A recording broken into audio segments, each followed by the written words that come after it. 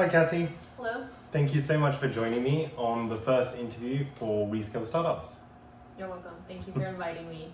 Very welcome. So for our viewers out there, this is going to be the start of a series of interviews where we're going to be interviewing a series of experts in their respective field with the goal of understanding how to market our startups and small businesses more effectively.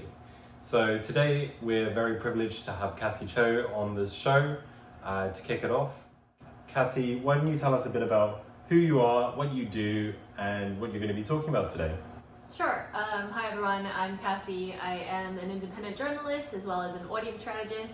And so I previously worked at BuzzFeed News and also at Bloomberg QuickTake as an audience development editor. While I was at BuzzFeed, I ran the fastest growing news account on Instagram in 2018, which was BuzzFeed at World. And so today, I'm going to be talking to you a little bit about kind of how to grow and how to build and also grow an active and engaged and diverse audience on platforms such as Instagram and TikTok. Sweet. So I think organic social media is often a very misunderstood topic. There's a lot of content out there already, but I think there's also a lot of misinformation and a lot of sort of rumors about what works and a lot of misunderstanding about what actually produces engaging content for people that are looking to actually grow their business using social media. So today we're going to be specifically talking about Instagram and TikTok. The information to some extent should be applicable to other social platforms. Is that correct? Yeah, I would say so. I would say that, I guess organic social media is something, I guess the overall strategy that you sort of adopt and kind of think about organic social media, the bigger ideas in terms of having a mission and consistency and stuff that we'll go into a little bit later are definitely all things that can be applied across the different platforms, just maybe tweaked specifically depending on which platform you're kind of focusing on. Sweet, sounds good. How did you end up helping these great brands with their social media?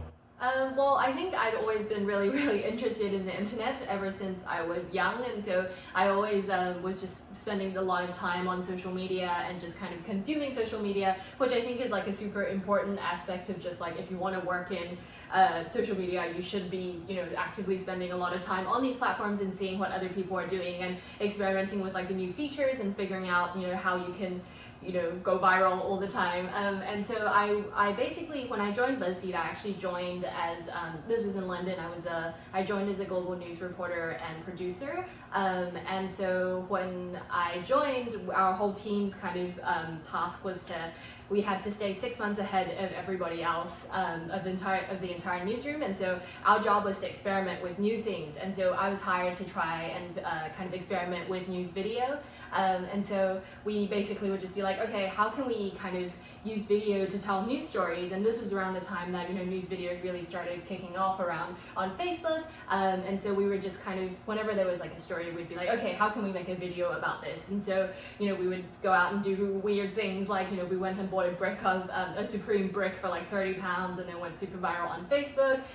Or we'd go and cover a protest live on the ground around the world where it's we're live streaming, we're interviewing people, we're taking photos of signs and stuff. And so I think we would, and then whenever we were kind of covering a very big event, we would try and figure out a way to cover it in a variety of mediums. So it's not necessarily just oh, we do a video, for example, but we will do a long form feature, article, we'll do an interview, we'll do a social news story, we'll do a live stream, we'll do some tweets, we'll take some photos, then we'll chop that into a mini documentary, and then we'll also do a short video. And so it's really thinking quite across platforms and thinking about how we can produce the most amount of content from one thing to reach the most amount of people possible. And then so I think after a year and a half of at BuzzFeed doing that, this was around the time that Instagram started kicking off as a platform.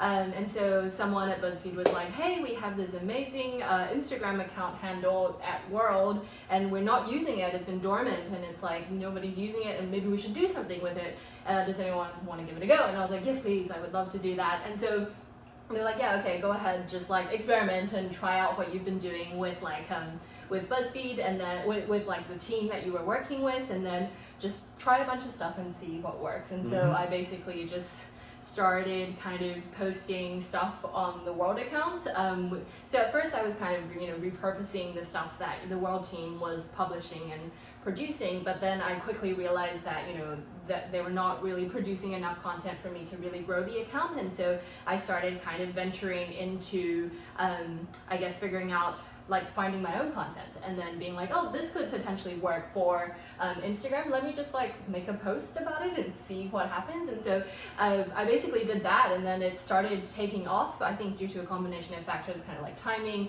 lots of big events, and also just like, testing and looking at the data. And then it ended up, the account really started taking off. And I think since then, I think I figured out kind of like an approach that kind of works. So Kassy holds the claim to fame of having the fastest growing news account in 2018, is that correct? On Instagram. Nice.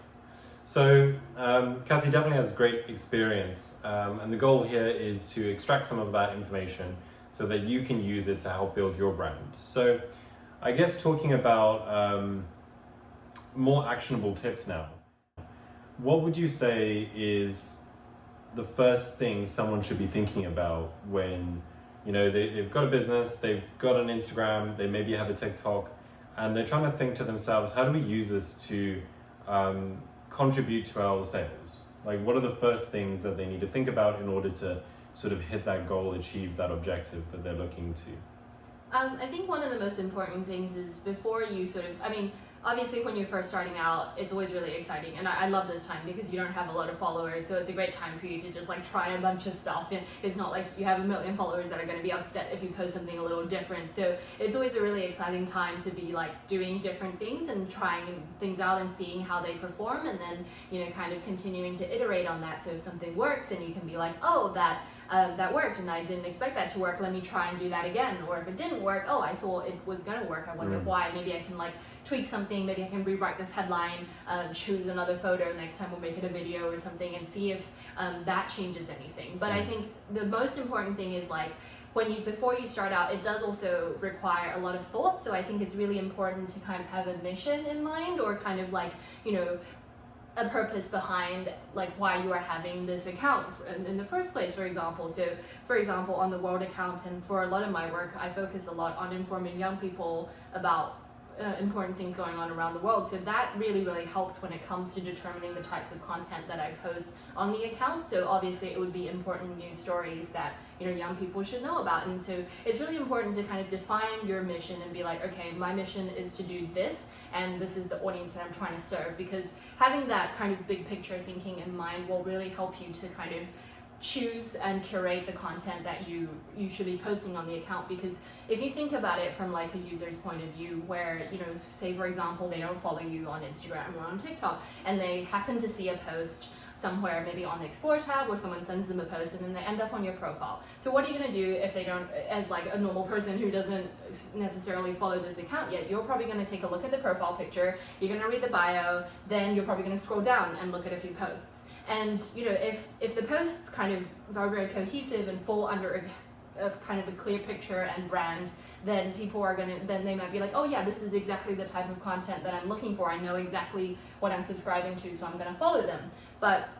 Or they'll be like, oh yeah, like I don't, this is not something that I'm interested in, but I won't be following them. But I think it's really important to present that clear picture, because if all of the content that you're sort of posting is all over the place, there's no sort of unifying thing that's tying them together, then people are going to be like, I don't really understand what this account is about, and so I'm not going to follow. So I think it's really important that every piece of content that you post on the account falls under that mission, Sure. or kind of at least like your brand. And so it doesn't have to be like every post needs to look exactly the same in format and style, but it has to feel cohesive, I would say. That makes sense. So when someone has an account, what are the first things they need to do? Because the amount of content that you can add to an account you can add all sorts of stuff. How do you go about thinking about what kinds of content to produce at the beginning, at least, before you have any sort of data in terms of like what works and what doesn't? I think a lot of it is thinking about kind of what like value you provide for your audience, or your users in this case, or your customers. So for example, when in news, like a lot of times we wouldn't necessarily just post a photo that's really beautiful, because the value we provide is not it. We're not really competing with like photographers and photojournalists Sure. on Instagram, because the value we provide is the story, and being able to tell those stories. So all the work that we produce is stuff that helps us to share our story and provide that value for our audience. And so it would be kind of figuring out what what value you provide to your audience or your customers, and then sort of showcasing that, if that makes sense. Rather than necessarily kind of like, oh, look at this great thing that we've done, kind of thing. What are the good sources that people can look at in order to identify good content or get inspiration for good content? For me, for example, if I'm creating a Facebook ad for a client, I'll use Facebook's ad library, or one of the tools that I use is called Moat, MOAT.com, and that shows me what my competitors are doing and also what other brands are doing. And I find this really useful because this allows me to like understand what other people are doing, and I don't necessarily need to do that, but it does give me some sort of understanding as to the context of what people are doing. Is there any resources that you feel are appropriate or useful for Instagram and TikTok? I actually think that I don't really use a lot of tools like that. I usually just spend time on the platform. So just, look at what people are doing. And I also like to look at beyond just like your competitors or people in the same industry. I like to look at what normal people are doing on the platform, because, they are using it in a different way to like, how brands are thinking about it, and actually looking at kind of like the posts that are just like doing really well, or posts that are interesting, or posts that are viral, created by ordinary people, or just like other smaller accounts that are like, for example, in news, I really like to look at like meme accounts and activist accounts, even though they don't necessarily align with everything that we're doing on like the news side. But it's thinking about like, how can we use these formats that feel native to the platform in a way that makes sense for us. So how can we take these templates or the ways that they do things, and then adapt them to fit to serve our purpose, to serve our audience, if that makes sense. That does. And what would you say is the most common mistakes that a lot of brands are doing at the moment? Like, do you see any patterns? I think it goes back to kind of what I was speaking about earlier, where people are just kind of focused on kind of getting a lot of content out, instead of actually thinking about the type of content that they're putting out, and just being thoughtful in general, being like, why are we posting this piece of content on the account? What value does it bring? Does it bring any value, first of all? And then if so, how can we showcase that value in a way that makes sense, versus like, oh, we don't really know, we just know we should be posting on social media, so we're just going to post a bunch without necessarily thinking about it. But as kind of Facebook and also Instagram and TikTok, and as we kind of like social media kind of moves towards algorithms and timelines that are more, I guess, like they're not necessarily chronological. It's more about kind of making sure that every piece of content that you post hopefully will be shown to someone, and if someone were to see this piece of content, they'll want to engage with it, because the more that they engage with it, then the more likely the algorithm will kind of promote it. And so it's making sure that every piece of content is just like perfectly optimized, so that people, when they see it, they want to take some sort of action on it, whether it's like it, comment on it, share it, or do something with it, so that you can reach more and more people, both through like organically. So one of the big things is to make sure to optimize for how people share. So it's like, you want to write a tweet in a way that you would want to retweet it. So think whenever you're writing a tweet, for example, be like, is this something I would retweet, for example? I think that's a very good way to think about it, and to think about, how will this look if somebody were to share it with someone else? If somebody else who doesn't already follow my account, doesn't know anything about my account, gets sent this post, will they be interested? Will they understand? And so it's really thinking about kind of optimizing for like shares, and to try and reach as many people as possible, and making sure that you are actually thinking about the types of content that you do. So I think quality over quantity whenever possible. So you talked about optimizing content for shareability. Is that encouraging people in the content to share the content, or is that ensuring that the content itself is shareable? And I know it's putting you on the spot, but do you have an example that you could share? I think it can be a bit of both. So sometimes you can have, like, for example, when I work with Amnesty International, we sometimes have, like, a carousel kind of explaining what's going on around the world, or at a particular event where it's like, some sort of injustice is happening in a country, for example. Here's what's going on. So you swipe along on the Instagram carousel and you have an explainer. And then maybe the final slide, we usually end, or even with our videos, we end with a call to action where it's like, just like share this video. And that tends to work. People do sometimes are like, oh yeah, true, okay, I can do something, I can share this video. And sometimes it's like, maybe it's like how you format your post so that, people, when they see it, they'll want to share it. The same way I was talking about, kind of writing a tweet that's like, instead of being like, something that only makes sense for you, like your inner thought or something, it's maybe like thinking about how you would frame it in a way that would kind of go viral, and obviously that would require you to spend a lot of time on these platforms to be like, okay, this is how people tweet, and this is how, like, viral tweets usually are framed, if that makes sense. Okay, that does make sense. So one of the questions I get asked regularly is, someone's just created an Instagram account, for example, and there isn't much content on there, and there isn't many followers. So they receive notifications of people saying, hey, we can sell you a bunch of followers so that your account looks popular, with the goal of, like, you're more likely to follow an account that's popular than not. What's your thoughts on buying followers?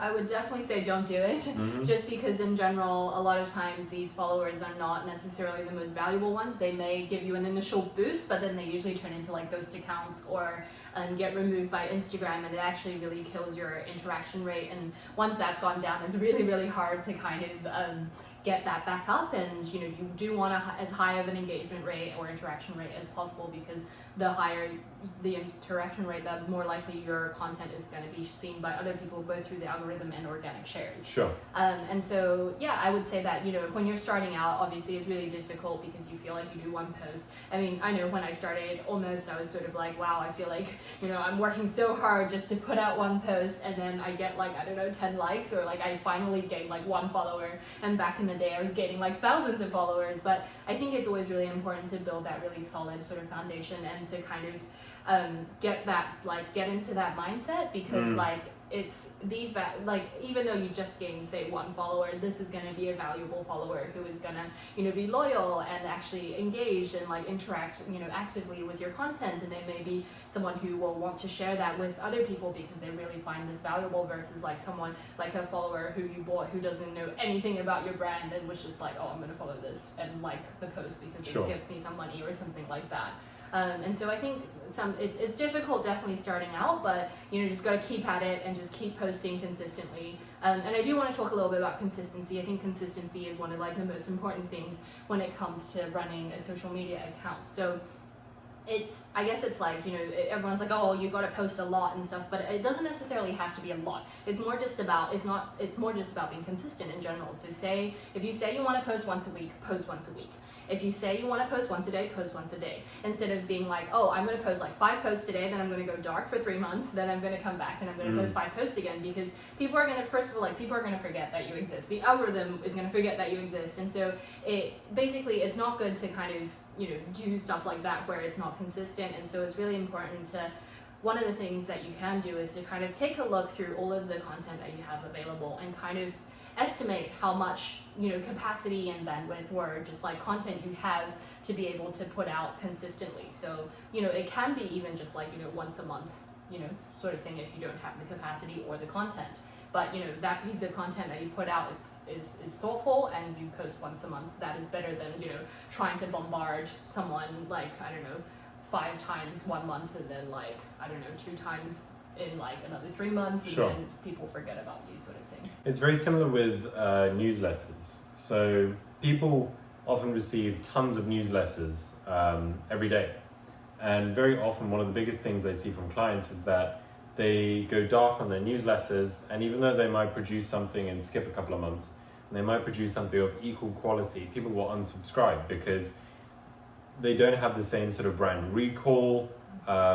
Newsletter, email service providers forget who that brand is and spam them. So there's a lot of issues there. How regularly should people be posting?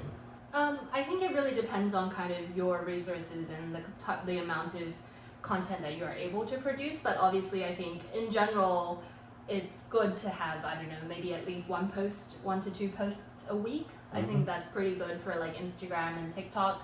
But I think because these platforms are not like Twitter, for example, where you just kind of have a constant stream of information, you can be a bit more selective and thoughtful. Sure. And the type of content that you post on Instagram and TikTok tends to have to be of a higher quality as well, or like more produced than Twitter, where it's just like, here's like a thought kind of thing.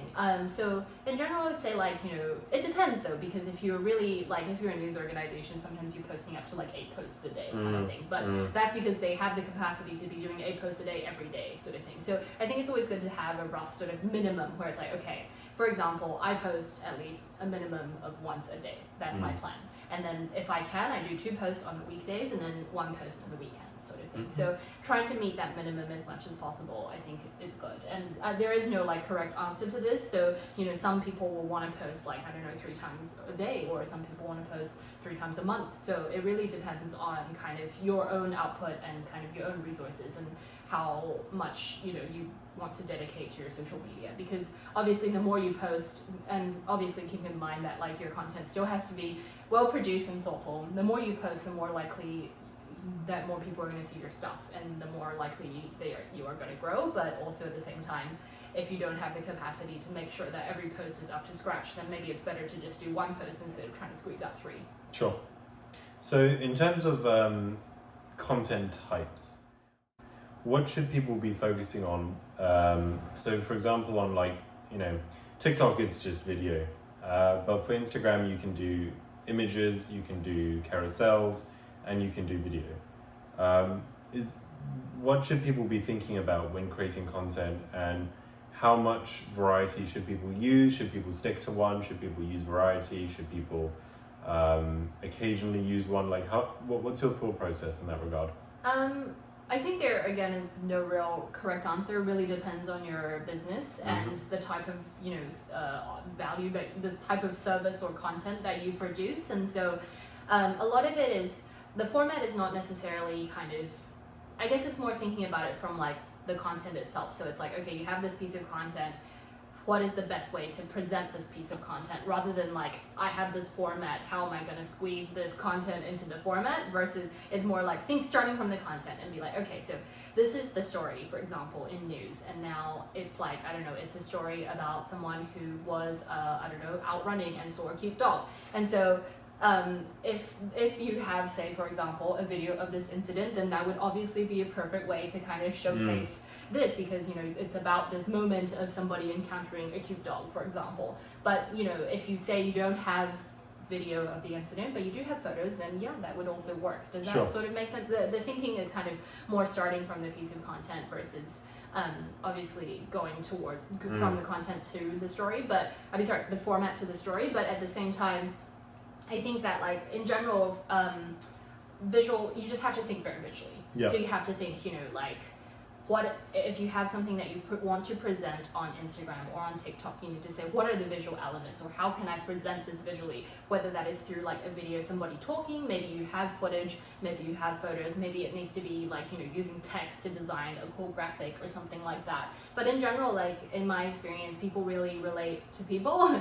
And so if you have a way to, it's always good to just like draw it back to like a normal person, where it's like, how can you, because, you know, when, for example, in news, you kind of have these really big and serious, complex events that are topics as well that are, or just like ongoing things that are very, very like invisible notions almost, where it's like, you know, Brexit, for example, is like so big, and but like there are no photos, there's no way to really illustrate this. But if you were able to show someone who's been affected by this, then you'll be like, oh, okay, so that's what the implications of this like massive topic have on like everyday people. And because we're all human at the end of the day, and we're kind of, you know, all kind of have feelings and emotions. And so, you know, seeing someone who's been affected by kind of whatever it is a really powerful way, and like a much easier way for people to kind of access and to like relate to a difficult and complex sort of topic. And so focusing on people, and I think, you know, as we've seen on TikTok, for example, the platform has so many like selfie style videos, and people really do relate to people, and having like seeing a face and like personality, and like, you know, people talking to camera, that kind of thing. So how do you see Instagram and TikTok differ in terms of content of style? I would say that, I feel like content in general is converging towards kind of the TikTok style, at least in videos. It's converging towards the TikTok style of, I guess, like authentic, I would say, versus like super highly polished, because when stuff is super highly polished, especially videos on the internet, people don't necessarily want to engage because for them it feels too perfect. It feels like an ad. And so, except for like YouTube, because people actually want to watch like high quality content on YouTube, like I want to watch a mini documentary on YouTube and I want that to be like super well produced. But on like platforms where it's more like focused on short form videos, I think it's more moving towards something that feels very natural, feels very authentic, and feels very personal, because it's kind of like when you're holding the phone and you're looking at it, it's almost like, you're on a call with your friend and your friend is like, talking to you, for example. And so I think on Instagram there is still a bit more flexibility in terms of like the different types of content that you can post. So obviously, as we've kind of seen through the past year with the Black Lives Matter movement, we've kind of seen a rise in kind of Instagram becoming, and actually this is happening to a greater extent on TikTok as well, as Instagram is kind of becoming this place where, no longer just a place where you like share your beautiful photos of your like beautiful life and get everyone jealous, or it's no longer about like curating your lifestyle, but more about being a place where people can get information and resources. And a lot of young people are turning to Instagram to get their news, to get their information about the world. And so it's not just necessarily in news, and you see this in everyday life. People are turning to Instagram to be like, where should we eat? Oh, I saw this great place on Instagram, that I think we could check out, or this is a cool activity that I found is happening near us. And so it's kind of treating it more as a place where you can kind of share information and resources. And in terms of engaging with comments, what do you do about bad comments, and what do you do about good comments? Do you reply? Do you delete? Do you hide? What's your approach to it? I think every organization has their own different sort of policies regarding this, but at least in news, we definitely don't really engage much with the comments. We just sort of leave it as a space for people to discuss, and usually that's one of the best ways to do it.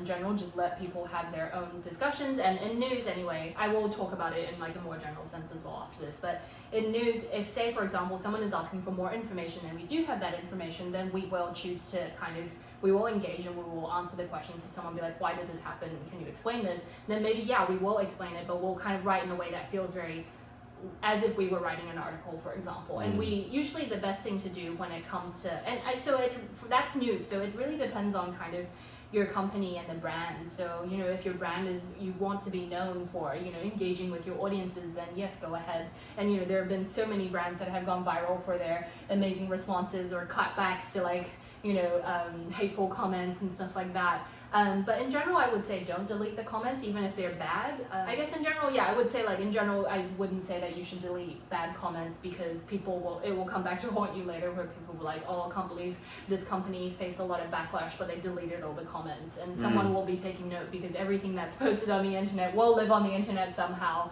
And so usually I just leave them be, but if you really just focus more on kind of building your audience, building a good and engaged audience, building that community, then at the when I was doing the world account, by the end we would obviously we'd always get hateful comments, but by the end, because I managed to build this really engaged and diverse audience that really was passionate about the world, if somebody left a hateful comment, everybody else would just do all the clapping back for me, and they would start fighting them, and then a whole discussion would break out in the comments, and you wouldn't necessarily have to do any of it. I didn't really have to moderate, because all of my fans were doing it for me. And so that is the ultimate goal. So it's actually better just to leave them, and usually if you're focused just on building that community of good users, then they will be able to do all of that for you, and it then becomes more than just a platform for you to get your message out, but it becomes sort of more of a community. Cool, that makes sense. If you could give yourself 3 pieces of advice, 3 key pieces of advice when you started, based on what you know now, what would those 3 things be? I think one of the things that I would say is just like, don't be afraid to start something. I think a lot of times people are very scared to start something. I knew I was really scared to start Almost. I kept, postponing it because I don't know, should I do it? Is this okay? Like, what should I do? I don't know, do I need to do it this way? Should I do it that way? And then you just get really caught up in this instead of actually doing it, and then you just kind of get trapped in this cycle. And sometimes it's better just to like get started and then just try it out and then see what happens. And another thing that's sort of related to that is like worrying if you're starting a new account, for example. If you're working for a company, this is not as big of a deal, but like say you're starting something new, you always get, people get really caught up in like naming stuff, and they're like, oh no, should we name it this way? How should we name it?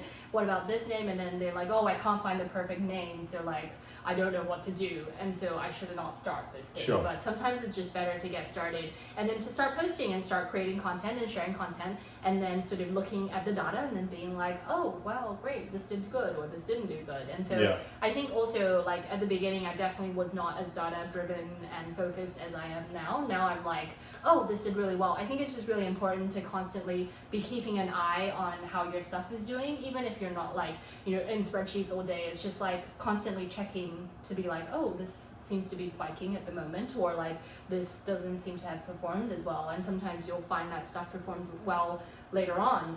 And so I think having that is really, having like kind of an understanding of data will really help you to make better decisions as to like how you can create content that people will want to share. Obviously, you don't want to be completely reliant on data, because sometimes on the internet people will want to click on stuff that isn't necessarily the best stuff. And so if you rely completely on letting data like dictate your decisions, then your accounts may not necessarily actually match your mission and your values. So I guess like what that is also related to one of the things that I wish I had known from the beginning, is that like sometimes back in the day I would kind of skip posts because I didn't know how to do them, because I'd be like, oh, I don't think, even though they made sense for the mission, I would be like, okay, this is a cool story, but I don't know how to cover this. There's no photos, there's no videos, I don't know what to do, so I guess we just can't do it. And so that is actually a really big shame, because now I'm like, okay, if this is a post that makes sense for our mission and there's no photos, we should not skip it entirely, but it's actually more, it's our job to figure out how to present it to our audience. Our audience should know about this, and so how can we figure out a different format or some way to like let them know about this? And so obviously that does require more work. You do have to start thinking differently, and like being very resourceful, I guess, in terms of how you create content. But I think you should never, if something really makes sense, screams like this should be on your social media, even though you may not have all the assets or all the things that you need in order to do this, you need to go out there and kind of make it happen. And actually this is how innovation happens, because it's when you're faced with something like that it seems like impossible to put on social media, for example, that if you're able to come up with a way to do it and it works, then it becomes a brand new format. Awesome. So thank you very much for all this super valuable advice. Where can people find you? So you can find me on all of the platforms. I am at Kassy, Kassy, on all of the social media platforms, on Instagram, except on TikTok, which I am at Kassy.apple. And then you can also find Almost, which is my media outlet. It's at almost.co on Instagram. Awesome. Well, thank you very much for taking the time. Do appreciate it. And please let me know your thoughts. And if you have any further questions, feel free to message us, and hopefully Kassy will be happy to answer one or two.